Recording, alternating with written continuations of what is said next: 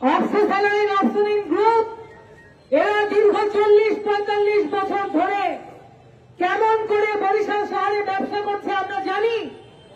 আমরা দেখেছি যে 5ই আগস্টের আগেও এই কারখানায় সব ক্যাজুয়াল শ্রমিক দিয়ে কারখানা চালানো হয়েছে এবং যখন স্বৈরাচার পতনের পরে এই কারখানার মালিকদের এই স্বৈরাচারের দোসরদের সাথে যে যোগাযোগ, সেই যোগাযোগ যখন বন্ধ হয়ে গেল, তাদের অবৈধ ক্ষমতার প্রদর্শন যখন বন্ধ হয়ে গেল, এবং আমাদের মনে আছে এই কারখানার শ্রমিকরাই সর্বপ্রথম রাস্তায় নেমেছিল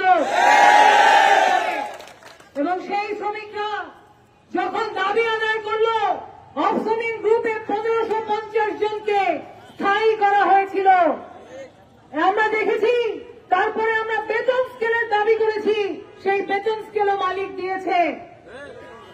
কিন্তু তলে তলে শয়তানি বুদ্ধি এতদিন বসে তারা প্ল্যান করেছে।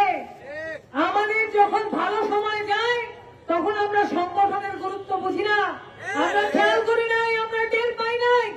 4 মাস আগে জেলা প্রশাসকের কার্যালয়ে এই মালিক আপনাদের ম্যানেজার নোটিশ দিয়ে এসেছে যে 4 মাস পরে তারা এইরকম কাজ করবে।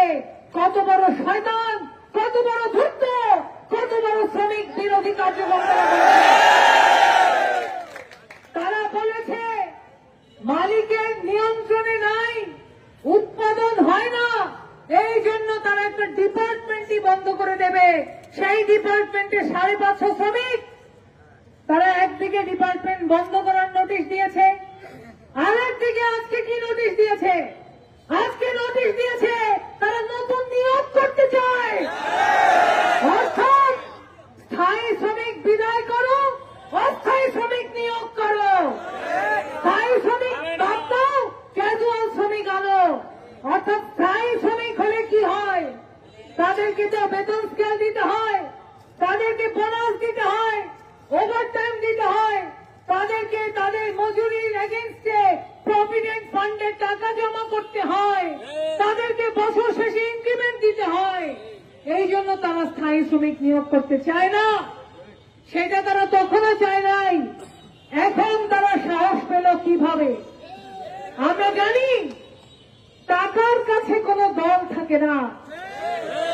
এই বড় বড় মালিকরা যখন অবসনিন আন্দোলন হয়েছে, যখন গপ্পপিয়ার সেই ব্রিজের নিচে শ্রমিকরা রাস্তা আটকিয়েছিল, অনেক বড় বড় দল সেখানে গিয়ে মালিকের পাশে দাঁড়িয়ে গিয়েছিল।